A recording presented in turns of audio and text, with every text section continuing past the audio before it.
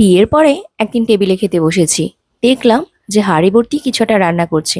দেখতে আবার পোলাওয়ের মতো লাগছিল, সাথে আবার ছিল মাছের মাথা। যাই হোক, শাশুড়ি মা খুব সুন্দর করে আমাকে প্লেটে সাজিয়ে দিল। দেখতে মনে হচ্ছিল মাছের মাথা দিয়ে পোলাও রান্না হয়েছে। তো মা বলল, মুড়িঘণ্টটা খেয়ে দেখো তো কেমন হয়েছে। মা, আমি তো ময়মনসিং এর মেয়ে, মুড়িঘণ্ট অলওয়েজ হলো সাদা ভাত দিয়ে খেয়েছি। আমাদের আবার মুড়িঘণ্টটা একটু ঝোলা ঝোলা করে রান্না করে, এইটা আমি খাবো কিভাবে? আশেপাশে তাকিয়ে দেখছি সবাই খুব তৃপ্তি সহকারে খেয়ে নিচ্ছে। আমি তো মহা বিপদে পড়ে গেছি, আমি তো এটা শুধু শুধু খেতেই পারবো না। লাস্টে একটু লজ্জা ভেঙে বললাম, আমাকে একটু সাদা ভাত দিবে। আমার দিকে তাকিয়ে বলল, সাদা ভাত দিয়ে কি করবে?